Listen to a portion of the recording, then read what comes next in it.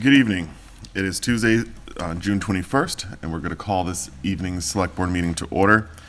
As the time is now 7:03 p.m., we do have Mr. Franco and Mr. Dwyer that are not with us. Mr. Franco is out of town, so we don't expect him to join in. He's not able to join in remotely. We may be joined by Mr. Dwyer.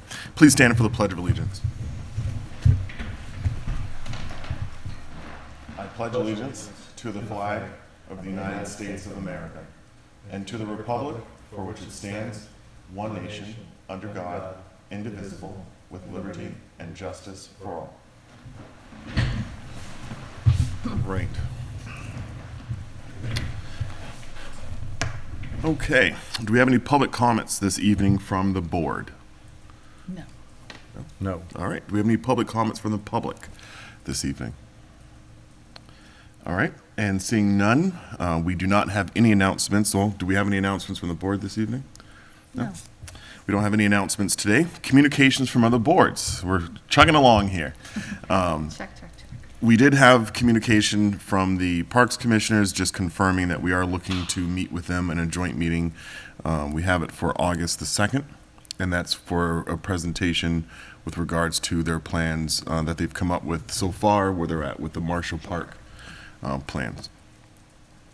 All right, so we do have a public hearing this evening, and let me just go ahead and pull that up.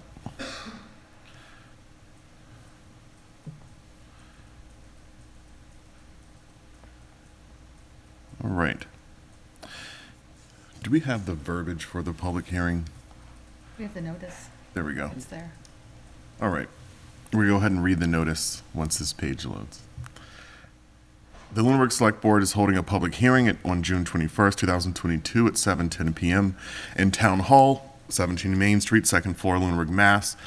On the application submitted by Chloe Prokofiew for a special event license for the use of Ritter Building lawn located at 960 Massachusetts Avenue on July the 13th at 4 p.m. for a gay pride event.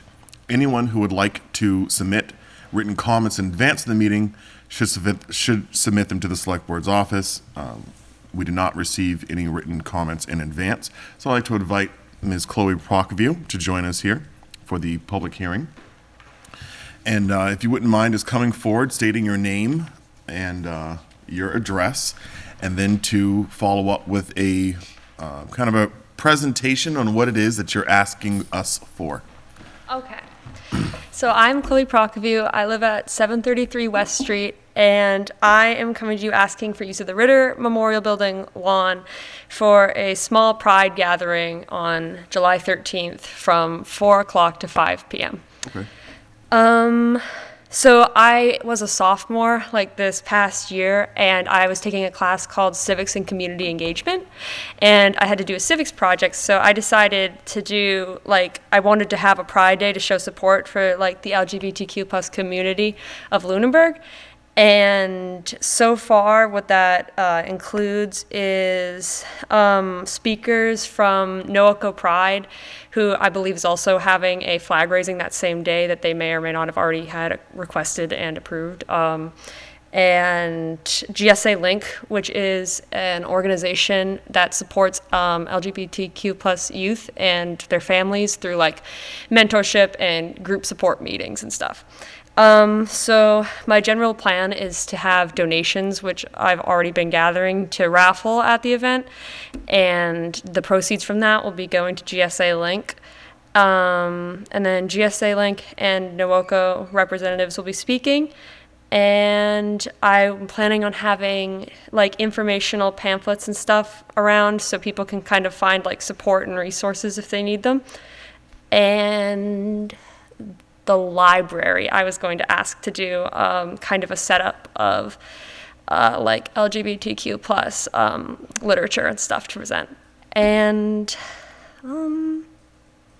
the things that I'm working on right now, I just need to get the liability insurance squared away. Parking plan, which I'm going to drop and deliver to the fire department. And I'm just getting my posters printed and everything, but I've been holding off on that to get this approved first. So yes. All right. Well, thank you for that. Thank you for that overview. So what we're going to do is we typically go down the line and we may ask you some questions that will, clarify further what's going on in the event. And then once we do all that talking, then at some point we close the public hearing and we talk amongst ourselves, with you in the room, of course, about what our thoughts are. Any questions? So starting with Ms. Soroka, Selectwoman Soroka. Hi, Chloe. Hi. So how many people do you think are going to participate? I had told Miss Lemieux and Mr. Burney, I don't expect more than 50. Okay, and how are you publicizing it? Posters, I'm going to do Facebook posts with the help of my mother, and I've also done a video for GSA Link, Okay, which I think has some information on it. But yes. okay. That's all I have. Okay. That was the one question I was going to ask. First of all, thank you for coming forward with your Oh, yeah. request. I fully support the event. Thank you. I was only going to ask how many, and then I see that you've answered, and then I just read that you've answered in one of your emails here, of less than 50, but obviously the space could certainly hold more. I really have, Oh, wait, there was one other thing.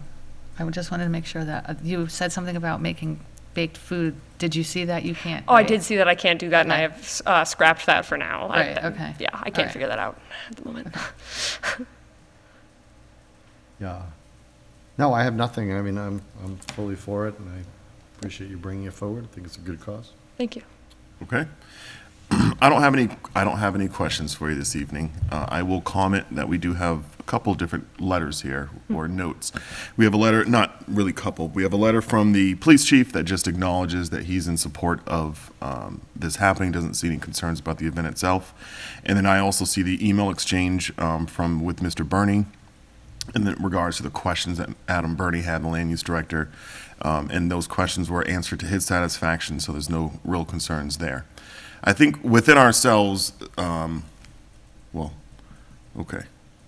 I'm going to open up to the public. If anyone from the public has any comments, questions, concerns about this, please come forward, raise your hand on Zoom. Okay, and seeing none. Are there any additional comments you'd like to provide? I think that's good. Okay. Thank you. I'm glad you said what GSA Link was, because when I first saw that, before I heard it, I didn't know what the event was. And I saw baked goods. I thought GSA stood for the Girl Scouts of America. So I'm very glad that you're correct. Chloe- When I saw Nuwoco, I'm like, okay. And then you said it was a Pride event. So I'm glad I didn't say that out loud. I think it's She Gay Straight is, Alliance. she is a Girl Scout. I almost was Girl Scout. No, I mean, All right. So it's 7:11. This was a really short public hearing. We'll go ahead and close the public hearing and begin our discussion on this. I think this application seems pretty straightforward. There's a question on liability insurance here, and we do have the option of waiving that requirement. Do we want to exercise that option? I would exercise that option. Yeah.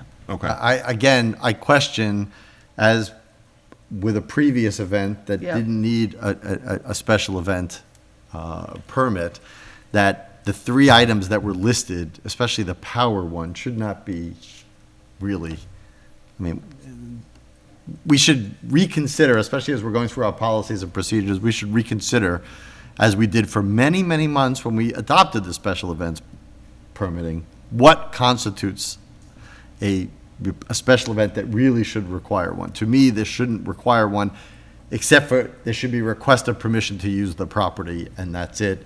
Obviously, the applicant has been very clear and concise about what the event is about, and I would move to waive the insurance requirement. Is there a second? Yes, I will second that. Any additional discussion on that? All in favor, please say aye. Aye. That was unanimous, so none are opposed. I'll give the option, though. Any opposed, please say no.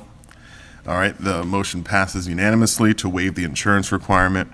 Is there a motion to approve, the special event license for Chloe Prockerview for July the 13th at 4 p.m. on the Ritter Building lawn for this event? I would move that we approve the special event license to Chloe Prokofiev for the event described to us this evening on July 13th at 4 p.m. on the Ritter Building lawn. I will second that. For discussion, I want to add to your comments, Mr. Alonso.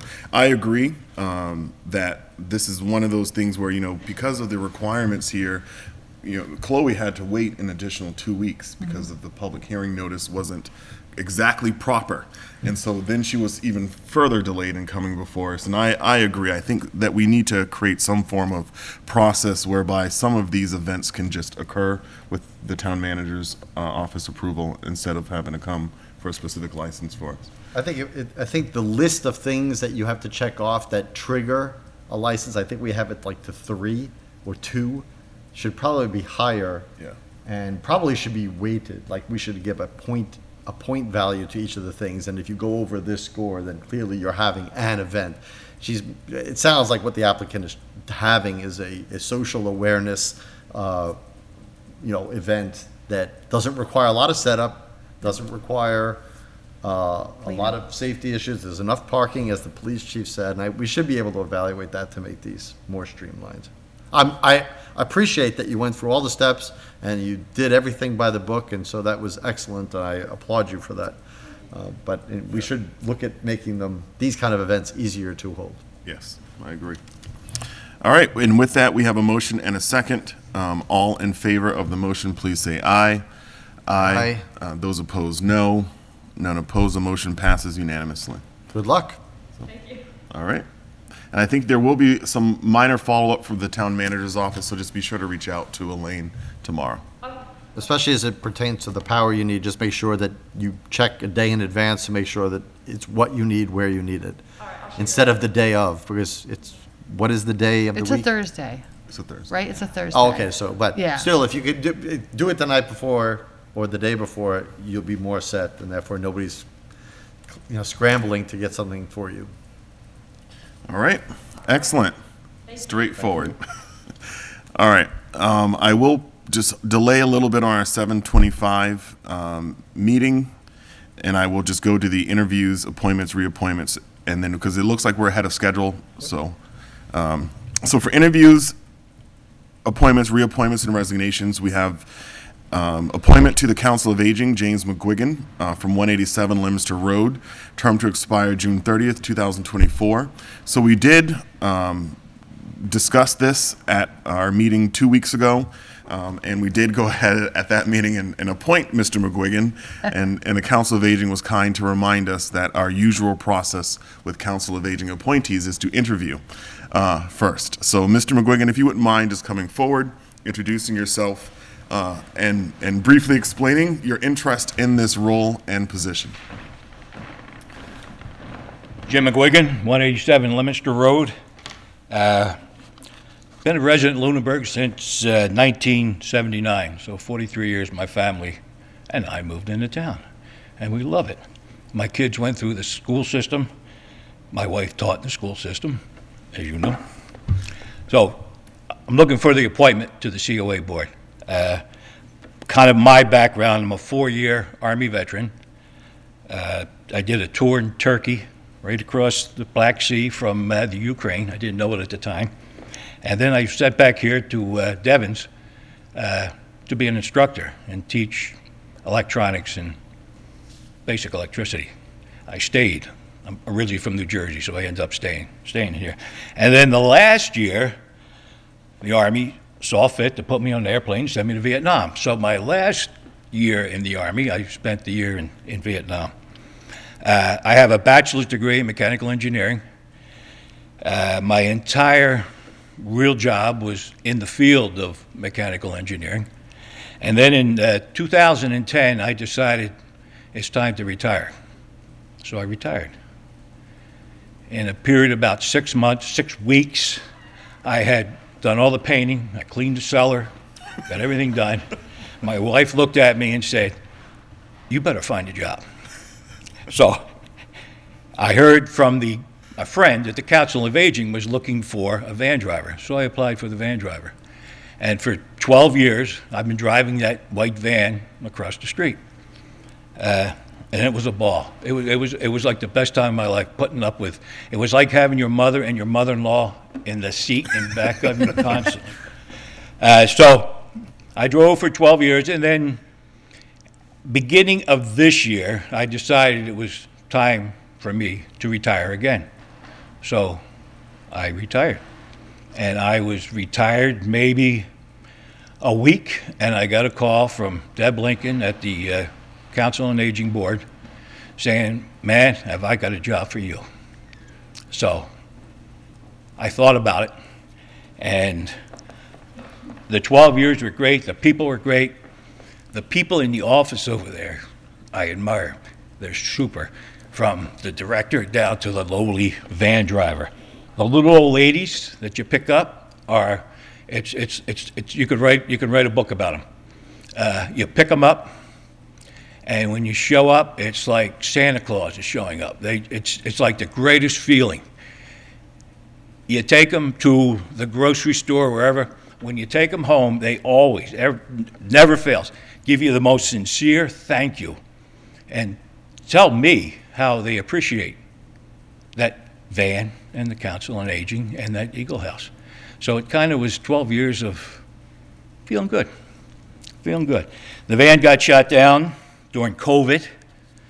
The Eagle House was pretty much came to a halt, so I called Sue and I said, I need something to do. So I delivered Meals on Wheels for that time. He actually trained me to do Yeah. my wheels. You were Meals on Wheels. you were my star student. Yeah. So when I retired, I thought, I'm going to miss the place. It's nice to be retired, but I'm going to miss the place. So I'm looking for the appointment. Excellent. I don't really have any questions. Why wouldn't we appoint him?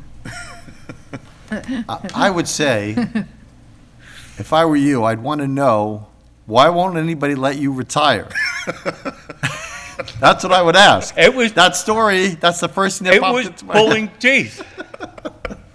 Of course, we're very glad to, number one, hear about your service. Number two, your service in the Council on Aging, and your, I agree with you. I have not done the van driving, but Right. all of my interactions with all of the members of the Eagle House are always extremely positive. They love the work that's being done over there. They're the nicest people, both on the employee side and the people who attend all their meetings. And all the seniors there, so it's so nice to hear that from you that worked with them for 12 years straight. So, yeah, to me, this is a pretty easy appointment, Okay. especially since we did it already. I know, It makes it right? even easier. But no, I'm so glad to meet you in person. I've known your wife from Yeah, I know Atlantis, she's and great. so really glad to have you aboard. Good. Yeah, hearing all those comments, and it was a pleasure standing and talking with you the other day. Yeah, that's right. And I will share. I have to talk about the person who's not in the room, which is Mrs. Kathleen McGuigan, who I had for Latin for 5 years, from 8th grade to senior year. And it was one of the, when you think back on your time in school, certain things stand out. Mm-hmm. But Mrs. McGuigan was one of the highlights of my high school and middle school career, for sure.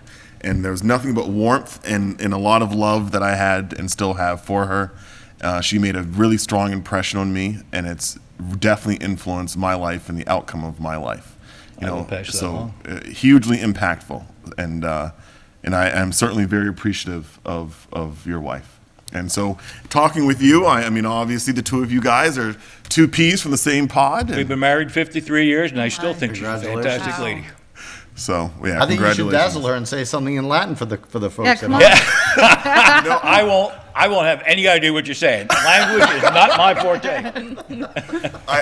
I do remember the Pledge of Allegiance that we all had to memorize in Latin. So let's see if I mess up on this. But if she's at home, she can hear this. So, Fidem meum obligo exillo civitatium Americae, foe de retarum, et rei publicae, pro qua stat, uninatione, deoducente, non deodendae, cum libertate, justitiaque, omnibus. And that's the Pledge of Allegiance. All right. I'm impressed. I'm impressed. That's excellent. Very impressed. So thank Mrs. Kathleen McGuigan for that. I shall pass That's it excellent.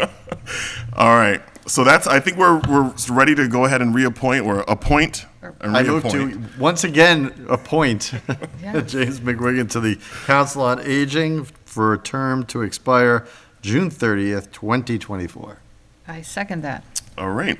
And all in favor, please say aye. Aye. And there are none opposed here, but we'll say none, any opposed. There are none. This passes unanimously. So the next steps are to get sworn in from the town clerk, if you haven't already done I so. believe he did I got that. one. He was at the meeting that I was The at. first time. All right. It was a Yeah. pleasure seeing you. Okay, thank you. Thank you All right. very much for coming in. Thanks. So you put me on the spot there. And you came through in flying colors. That was perfect. People going home are going to think it was a total setup. All right. Were you practicing that? No. All right. So we're going to go back to our 7:25 appointment since we're really close to that time with Mr. Richard McGrath, who is the former APDC chair, who requested this meeting prior to a reorganization to provide us with an update on Historical Commission and APDC activities.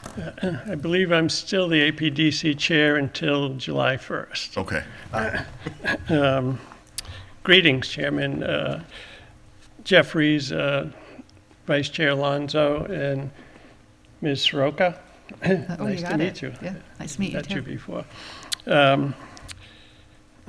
My name's Richard McGrath, presently chair of the Lunenburg Historical Commission and the Lunenburg Architectural Preservation District Commission. I live at 22 Cushing Lane. I appear before you tonight to update you on our activities. First, I would like to read you some excerpts from the Old Homes Week booklet from 1903 that's relevant to our historic districts. Old Home Week was a 5-day celebration in the summer when people originally from Lunenburg came home from all over the country to visit family and friends and reconnect with their roots. Reverend Alonzo Sanderson spoke at the opening ceremony and lamented, "Some of our homes are gone. The Goths and the Vandals of time and the greed of avarice have destroyed them, and much that was beautiful around them." During the week-long festivities, people walked or rode about the village to visit once more the old Putnam House or the Whiting household with its big brass knocker, or the Cunningham Mansion on Leominster Road with stately pillars and wide piazza, or the Cushing House erected in 1724. Greatly missed was the old tavern, the Revere House, which was where the Ritter Building is. For many years, conspicuous in the center of the village, but recently torn down.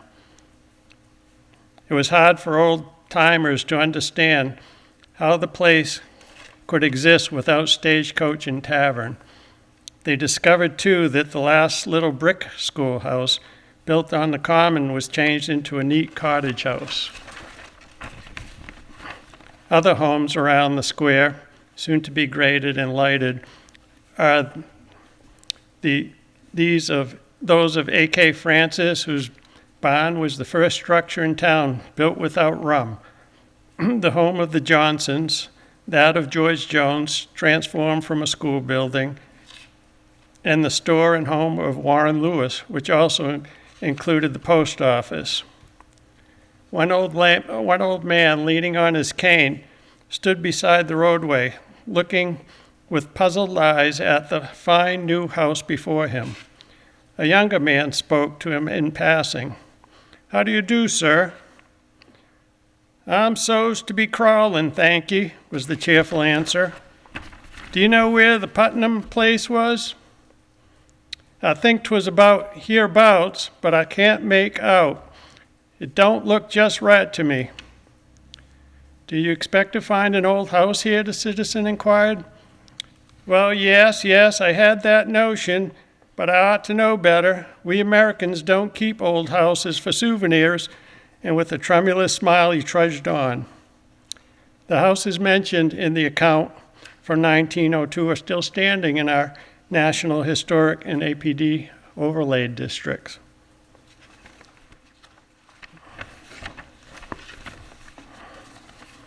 With the foresights of the citizens of Lunenburg to approve first the National Historic District and the APD, these structures and the other structures will stand for centuries to come. The APDC is charged with overseeing the National Historic District and the Architectural Preservation District. Why is the National Historic District and the Architectural Preservation District important? These districts are the roots of the town, living history of the town. There are houses on the common that saw the militia muster to go to Concord to fight the British. The businesses and enterprises that took place in some of these buildings, the families raised and relationships formed, the education given the architectural styles are our American history that we have in this town.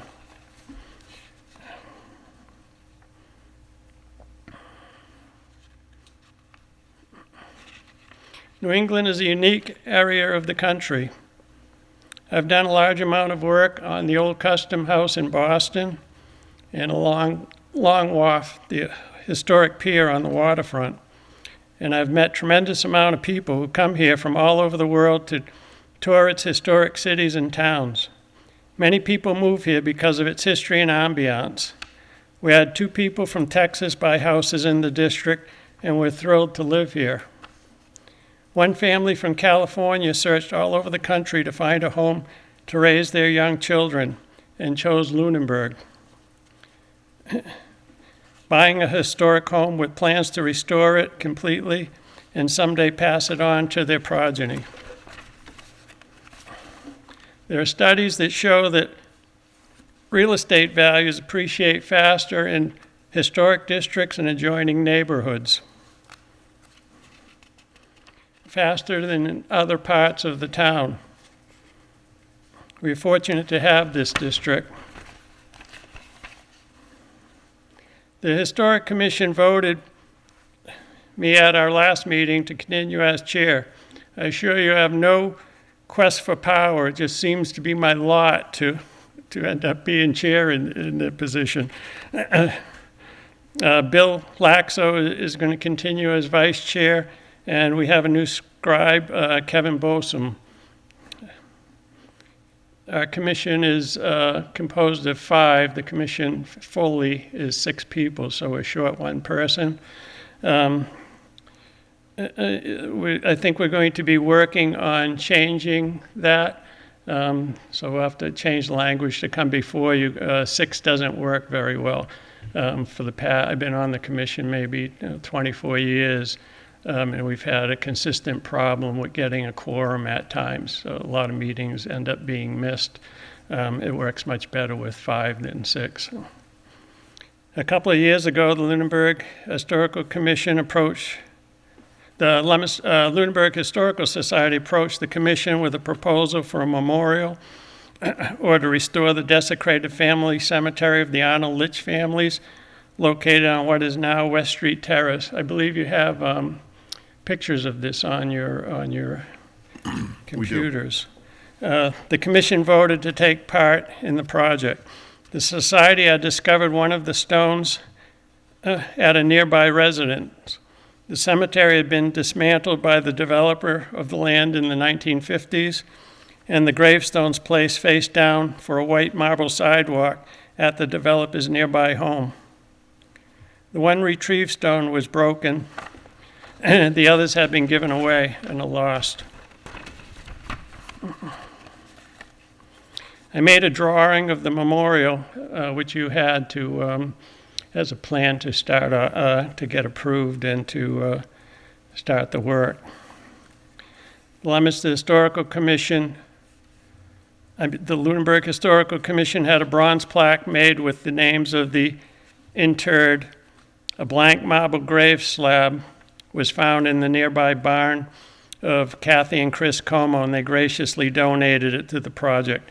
I set the bronze plaque into the stone, which was to be erected at the site.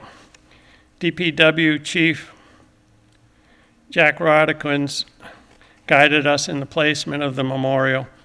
Lever excavating from Lunenburg cleared brush and cut trees, as well as digging for and providing the foundation and assisting in setting the stones. Pretty much everything was volunteer work. We were there, we put a lot of hours into that project. I think one of the pictures shows us, it was probably 8, 9 o'clock at night under the light setting one of the stones. Neighbors also helped in setting the stones and clearing brush. Steve Powell from Powell Stone and Gravel donated curbing to the project to be used as a perimeter to the memorial. The Lunenburg Historical Commission bought the granite base stones in which the marble stones were to be set. And the Lunenburg Historical Society paid for equipment to set the curbing and did all the research. COVID has set us back with the time of completion, but we should be done in the next few weeks. The Lunenburg Historical Commission has instituted a research project to bring to light the history of African Americans and their contributions to Lunenburg history. It is presently the history of African Americans in this town. There's just no records of it, so we have to dig through census and research in other historical societies, particularly Fitchburg might have some records of it as they were on the Underground Railroad. In the future, I would also like to initiate a project to bring to light the contribution of LGBTQ citizens to the history of our town. That might require a lot of digging in old diaries and records because it's such a hidden thing. People had to hide who they were so they wouldn't be persecuted or hurt. Crazy. But in order to, I feel that these projects are important to understand fully the history of our town. We're providing historic plaques at different notable sites in town outside the APD to bring attention to the rich history of Lunenburg, and are forming a plan to do a townwide survey of historic homes. Mass Historic Commission requires cities and towns to do this, or urges cities and towns to do this for the statewide record. The Historical Commission is in recess until September. Traditionally, since it's been started, I believe, we take June is our last meeting, the beginning of June. We take June, July, and August back and reconvene in September. APDC update. We have a full commission for the first time since the inception, which is really nice. We recently voted. Cullen Dwyer is the new chair. Tony Scalambrini is the vice chair, and William Lloyd is the new scribe. Tony Nicastro is an excellent member and contributor to the commission. It's really nice having these guys. They're very well qualified, and I'm very pleased with the makeup of the commission. Mr. Lloyd is quite a guy also. He's had 4 tours of Iraq, 1 of Afghanistan, and he was a attaché to general personal attaché to a general in Afghanistan, and he has really strong administrative skills and an interest in history. He's new to town also. He's recently bought a home in the district. APDC oversees both the APD and the National Historic District for any changes to contributing properties 75 years and older, with the intention of preserving the historic value and appearance of these properties. The APD's purpose is to educate and guide building owners, as well as to advocate for the preservation of the district's properties and to facilitate the APDC rules, regulations, and process. I've appointed Tony Scalambrini to the Lunenburg Municipal Design Committee. Did I say that correct? You did? Yeah. You should prove to be a valuable asset to you and the committee. So He is. he's very well qualified. I thought he'd be perfect for that role, and he seems to be enthusiastic about it. We're working on an educational brochure about the APD and APDC and the hopefully at some point we would have a brochure where there would be a walking tour of the town where you could take the brochure and walk around to visit different sites. We also hope to have bronze plaques at different places like the town pound denoting their historical significance.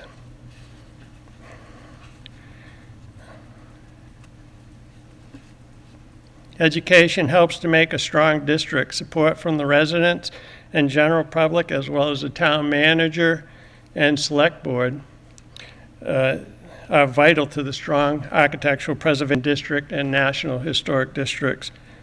We have a public hearing on Monday the 27th at the Ritter Building for the certificates to alter for Town Hall and the Ritter to review proposed upcoming work on them. The architect that the town hired and his plans were quite excellent. They were a pleasure to. He was a pleasure to meet with and to answer our questions, as well as the plans were very clear and very well done from an artisan's point of view. Language in the bylaw and rules and regulations need some changes, particularly concerning timelines. They just don't work.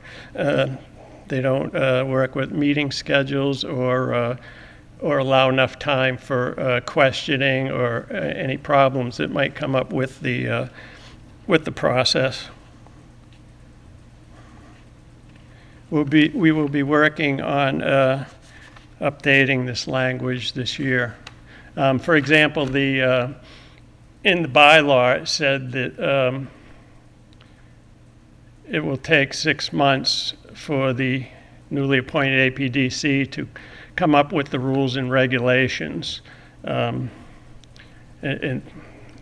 that's how I ended up with, as chair, I thought, oh geez, it'll take me 6 months, I'll sign up for the 1 year term, and then after 6 months I can resign, go back to the historical commission. And it took 2 years to do that. With 4 of us working, we would have meetings once, twice, 3 times a month. And each time we set it up so that we would have each a component to work on. We take it home, work on it at home, bring it back to the meeting, try to put it together. It was a long process. We were lucky to get it done in 2 years. Plus, we had to bring it before the select board a number of times to have it reviewed, take it back and consider their suggestions, and then redo it and bring it back. So, as well as a public hearing, it was a lot. So these other timelines, well, they're all imaginings, right? We're imagining that it's going to take this long and the things they're going to run into are going to take that long, but these don't work at all.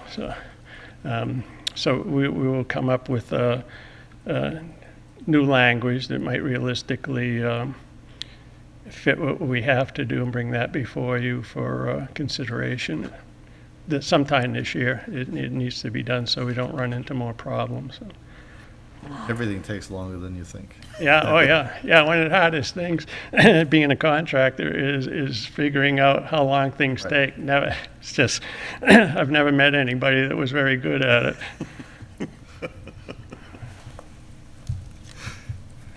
Let's see. I plan for the 2 commissions to publicly update you as to our proceedings regularly. Good communication creates good relationships and clear understanding. Thank you very much. If you have any questions, I'd be pleased to answer them. I'm sure we have questions and comments. So starting with Selectwoman Soroka. Oh, well, I'm new to this, so it was very nice to meet you and hear all about this process and what you've been doing. I did hear about I don't even know where I heard about the grave site. I did hear about it just in mumblings throughout town, so I was aware of it. Mm-hmm. I don't remember where, though. So I'm glad that you took care of that. But thank you, and I have a lot to learn about this part of the town. I'm not a local, so, I don't know. How long have you lived in Lunenburg, Heather? 18 years. Yeah. I'm not a local. That's not a long time. I'm not when you're talking generational. No, I know. Yeah. Even you were generational. You have to graduate from the school Yeah. system. Yeah. Wow. They do, though. Like, Wow. serious. In order to be According considered a townie. According to the movie Jaws, you have to be born there to be considered a townie, so Right, right. that's what I've heard. I don't know. Well, I want to thank you. First of all, I want to thank you for continuing your work. I want to congratulate you on your reappointment to both of these committees. I think you bring, as I said at our last meeting, a wealth of information, a wealth of experience in doing this, and a lot of hard work in doing it. And I know it's a passion of yours, and I truly can see that and appreciate that.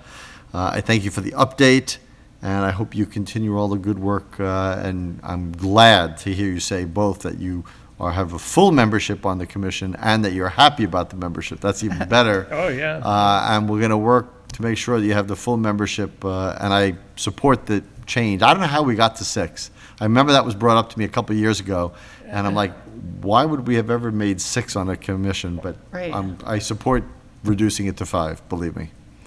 But thank you for all you do. You're welcome. Thanks. There were a couple of things. Thank you, Mr. McGrath, for the presentation of information today. It was really helpful, a lot of good stuff. So I have a couple of comments. The first is that, the Historical Commission stands out because you guys have the youngest volunteer in town, in Kevin. Yeah, I was wondering if it was He Kevin. is, it is. So I was speaking with Sophie Shapiro to see who was younger. And it seems to be Kevin. So you guys have the youngest volunteer. I think he's 21 or 22 now. Yeah, we're lucky, and I'm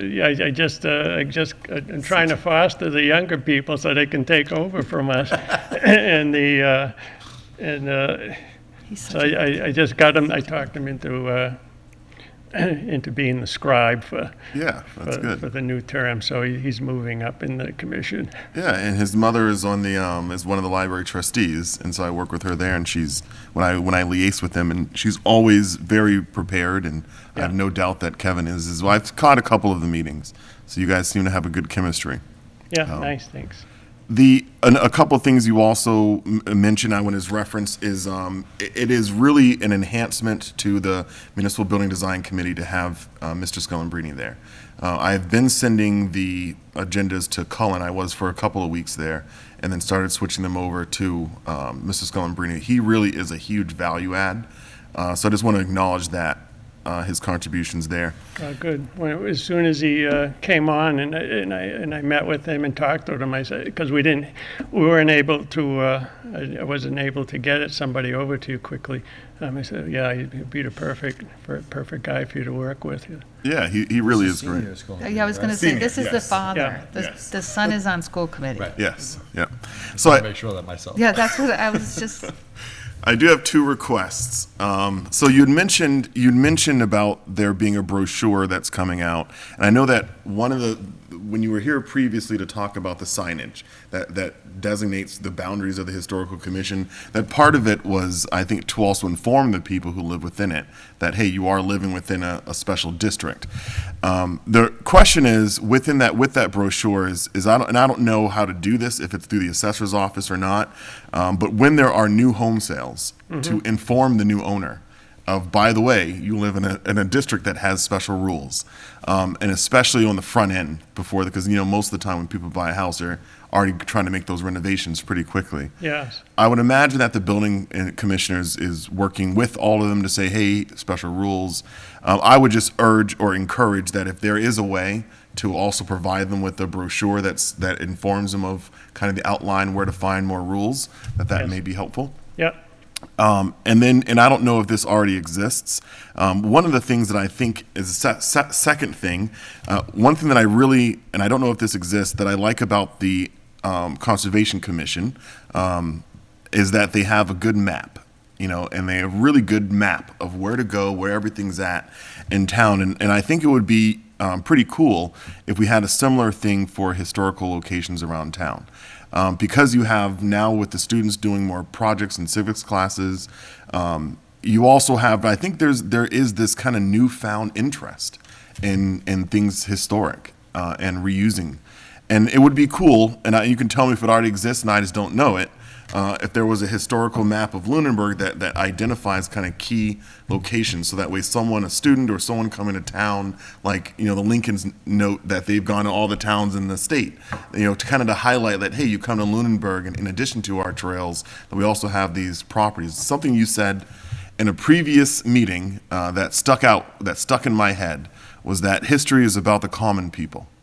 And it's about what the average person contributes and does, and is recognizing them as well, not just the people that in today's time that we elevate on a certain thing. And I think that would be really helpful. Yes, yeah. I do have, in the past 6 months, I found some models from other communities of such things, and that is on the docket. The more we can educate, it's easy. We live here, so it's easy to take all this for granted. Why do I have to do this, or what's this matter? I can just tear that down, or I can just take out the old windows, even though they're still good. I don't need those. And what opened my eyes was when I was working in Boston. I was meeting all these people from all over the country and all over the world that were just, thrilled to be here in historic New England. It's just a very special place. But I think living here, and we've seen so many places torn down over the years, that people just take it for granted. Like what I said from that 1903 booklet, it's the same thing. People live here, there's money involved, people work and they don't have time to think of it. But I think when you point out historic sites and inform people somewhat to what they are, and like you said, with a walking tour, that opens people's eyes to, wow, this is really a special place. We should think about taking good care of it. And that's what it's about. It's about taking good care of what we have. Agree. Yeah. I wholeheartedly agree. And that's really all that I had for comments. Okay, And no questions about the cemetery? It's clear. I'll comment. I will say that first of all, thank you for doing it, and I think it's a good tribute to something that was lost, and especially since the families and the people that are buried there and their remembrances. The fact that 2 of the stones were laid as walking areas in some 7 of playground them. I think 7. is beyond disturbing. But to be able to find that and then recreate a place of respect in place of, obviously we can't bring back the entire cemetery. I thank all the people there, or all the people like yourself who worked on it, all the vendors and everybody who worked in volunteering or donating time or material. So yeah, and to me, it looks like a beautiful. I've only seen it in pictures. I've been meaning to go down to West Street Terrace. Yeah. And to see it in person. But yeah, no, I think it was. Yeah, I will let you know when it's done. Send your pictures. That'd be great. There will be a picture in the ledger also with the story. So. I think I had some questions about this in the springtime, if I remember correctly, about the cemetery work that was being done on West Street. Yes. So it is, you said something, and again, second thing, probably really memorable that you've said that I wholeheartedly agree with is it's about communication. And I think that you coming before us tonight, it really is helpful. I think a lot of our meetings get more views than I think than many of the meetings here in town. And so it's always good, I think, to come forward and share information to help,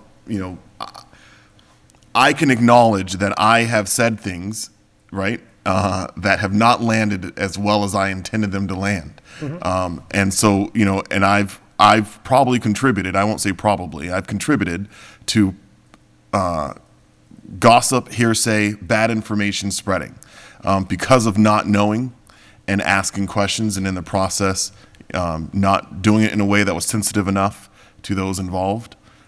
So anything that we can do that will, myself included, is seeking good information, but also sharing anything that we have. Information never hurts anybody. Oh yeah, I totally agree. That's why I came tonight. Just to make things clear and to inform, plus the public exposure so that they can hear about what's going on.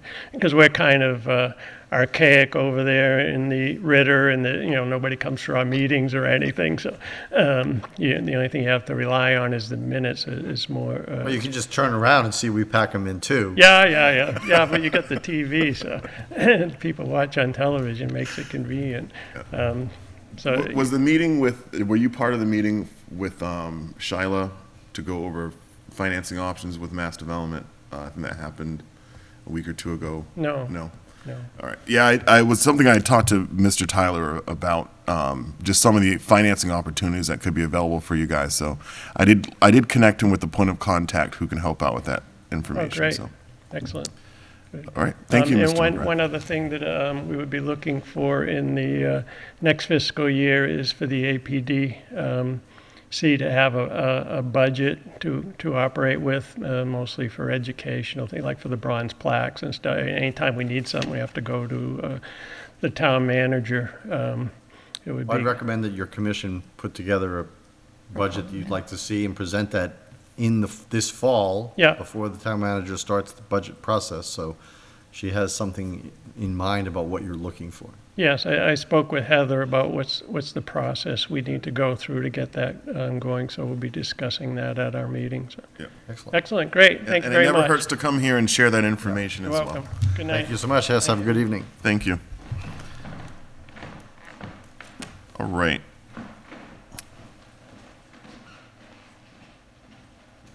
So I want to acknowledge, that was really good information from Mr. McGrath. We do have the town manager's report. I see that Ms. Lemieux is with us. Heather, is it your intention to read the report, or would you like for us to?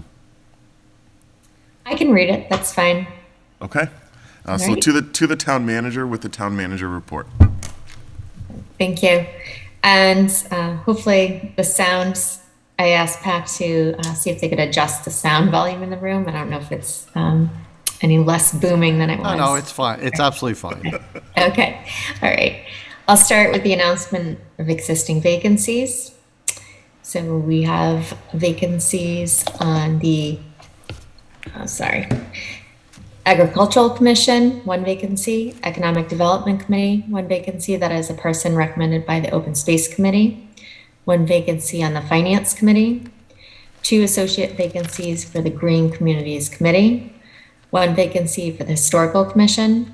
And 1 associate vacancy for the Zoning Board of Appeals. Anyone interested in these positions can go on the town website for the application form, complete it, and submit it to the Select Board's office. And if you have questions on these opportunities, you can contact the Select Board's office at 978-582-4130, extension 144. For current employment opportunities for the town, there are 2 positions for library assistants, which are part-time, non-benefited positions. We have 3 heavy equipment operator positions, which are full-time benefited. I did inform the board after the last meeting that unfortunately the candidate that was recently appointed and ratified by the board withdrew, and he took another position with another company. So we're back to 3 openings for heavy equipment operators. The facilities director position is posted, which is a full-time benefited position. The meal site manager position that was in the fiscal 23 budget is a part-time non-benefited position. Production technician for public access, which is a part-time benefited position. Van driver for the Council on Aging, which is a part-time non-benefited position. And videographers for public access, which are part-time non-benefited positions. More information on these employment opportunities can also be found on the town website under employment, and you can see how to apply for these positions.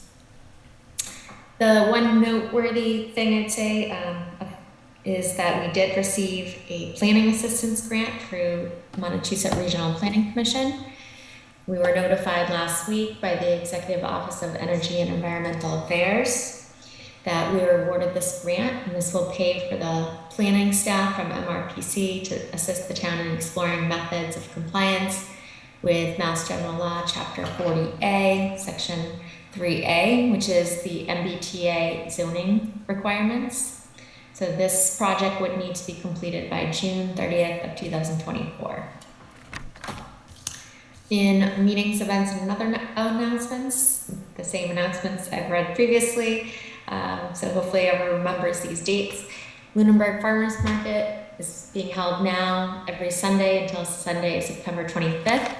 And the band concerts will start on July 11th. There'll be concerts on July 18th, July 25th, August 1st, August 8th, and a rain date, if any of these are canceled, on August 15th.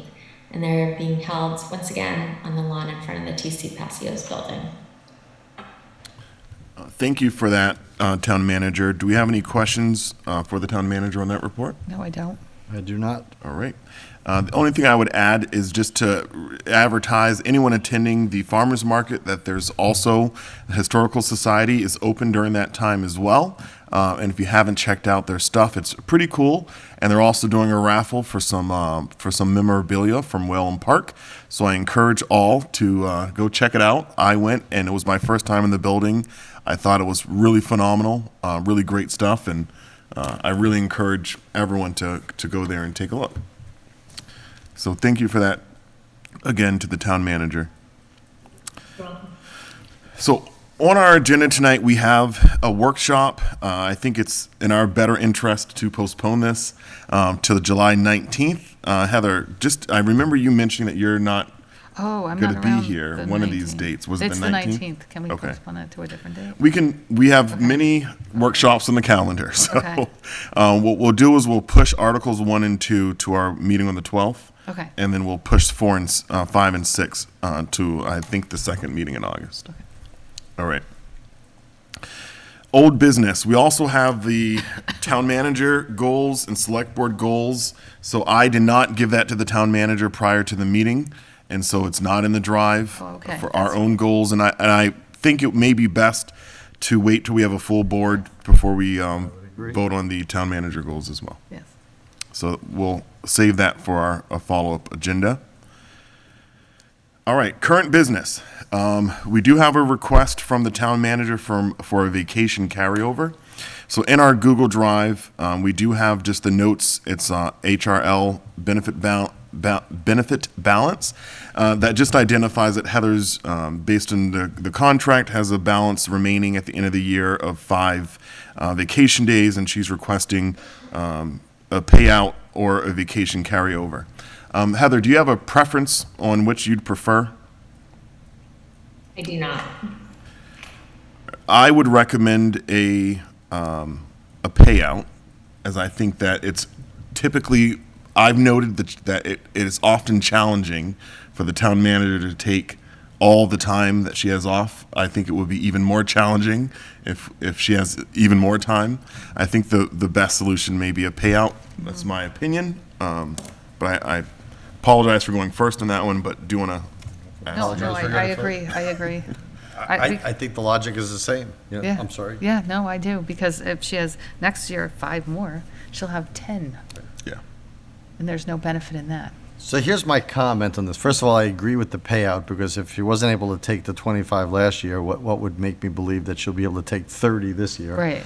But I would, and I'm sorry that we're not seeing, I'm talking to the letters of your name, Heather, instead of to you. So I encourage people, as I do in my own daytime employment, Yeah. to take the full vacation and to really take it as vacation.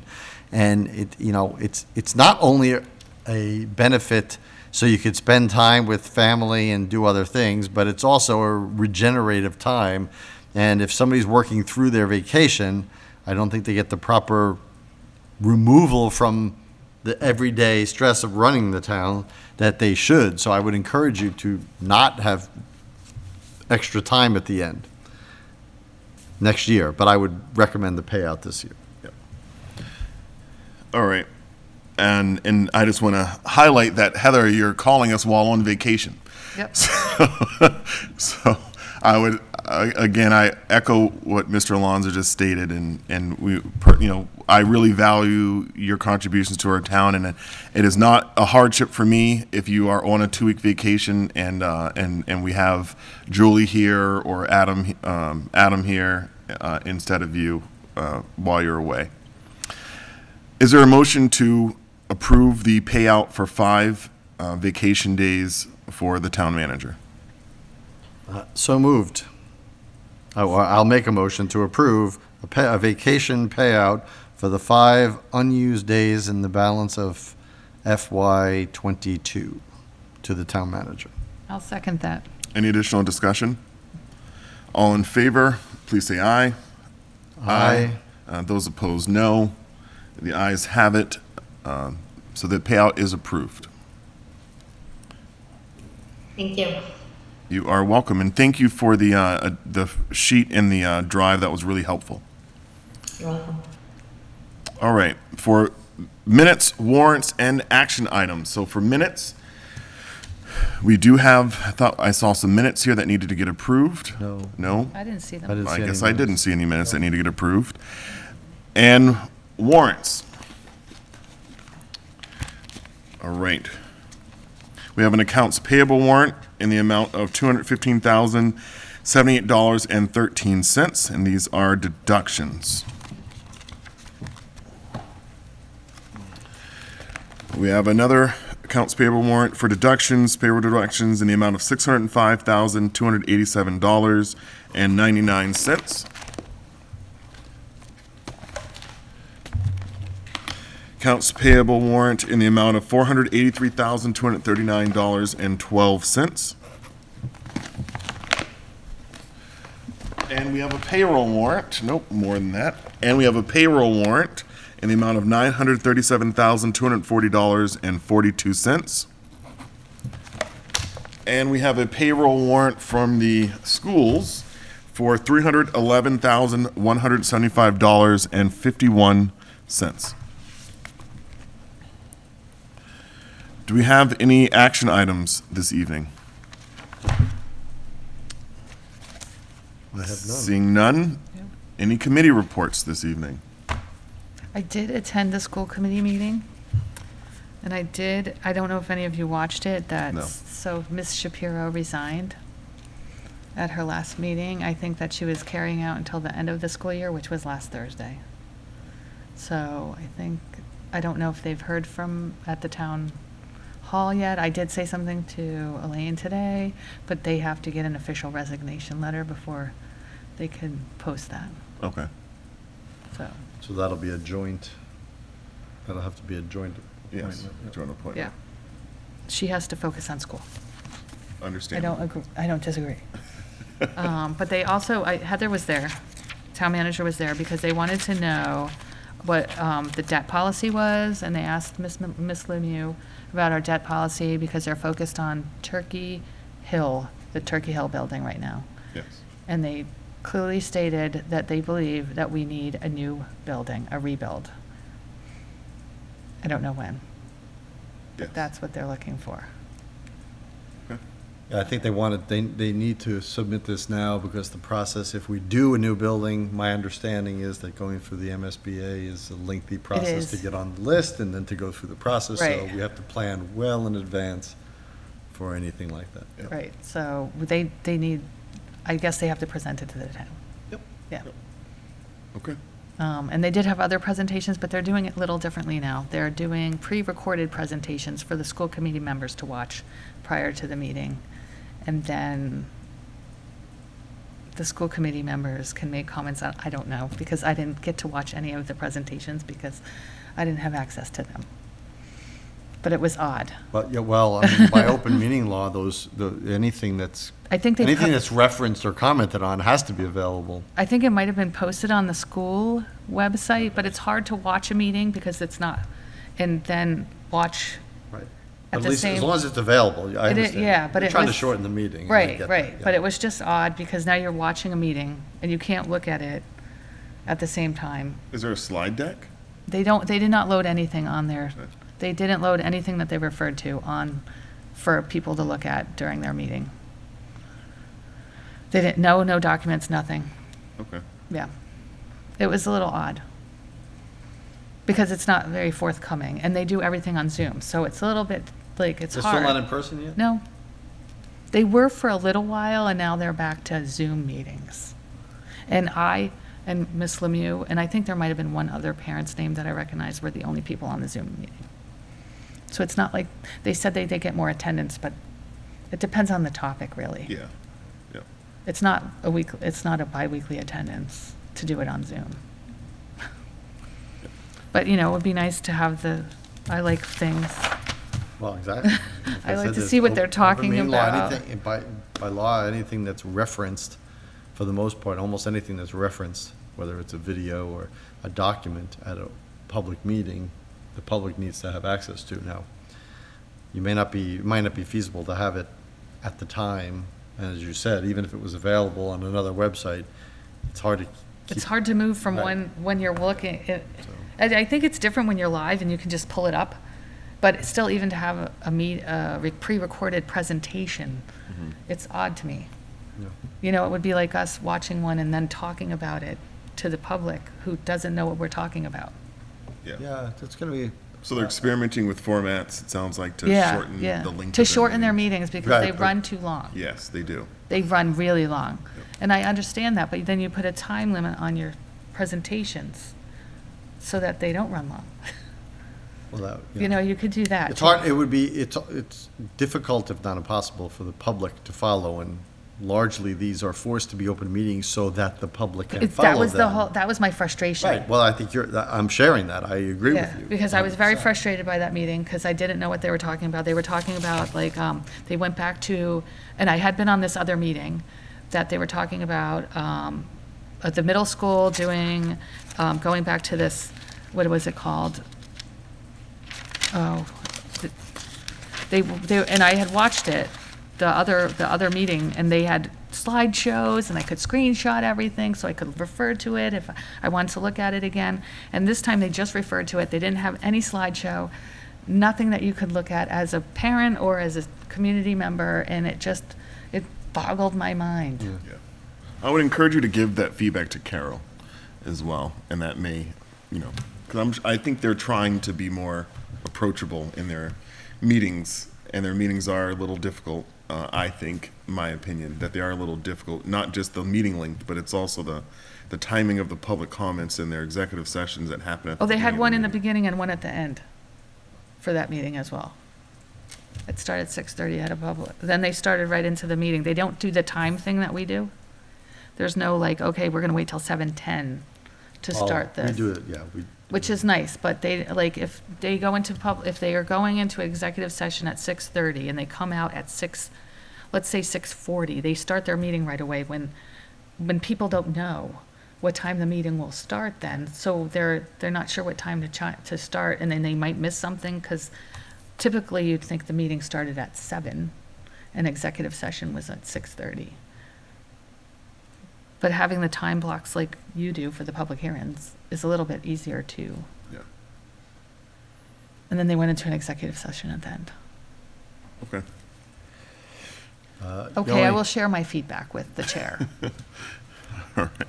The only committee report I had is right prior to this meeting this evening, the Finance Committee Appointment Committee met and reappointed both Peter Beardmore and Evan Waters to the Finance Committee for another 3-year term for each of them. Okay, great.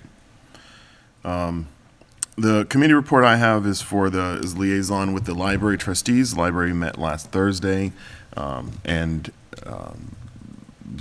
the key highlight of the meeting, which was their discussion at the very beginning regarding the trust fund. So a couple years ago, there was a Warrant article that they requested to be able to have more control over the trust funds that are specifically designated for the library. And some of these funds go back to the 1800s, I believe mid-1800s, that were funds donated to the benefit of the Lunenburg Public Library. I think at this point, it's still a little shy of $100,000. I think it's about $80,000 or so after this much time. So they had a meeting with a representative at the beginning from, I believe it was Edward Jones, just to talk about their options for how they can finance this. I think my follow-up on this really is going to be with the town manager. I think that there's a little bit of concern that the language that was approved by town meeting and the language that was approved by the legislature doesn't quite match what they're looking for. The language keeps everything really within the town treasurer, and that the town treasurer is going to, will work with them.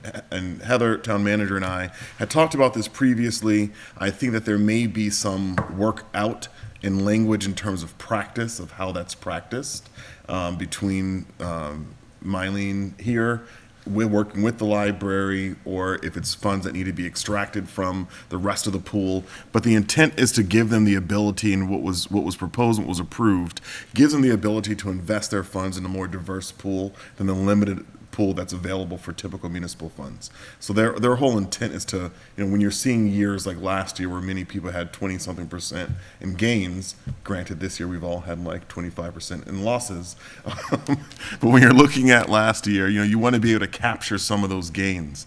And I think that was part of their intent, was to be able to capture some of the larger gains, so that way they're not just getting kind of bond ratings, bond funds that typically are more common of like a bond or a treasurer note than would be of a stock option, so bigger growth is the point.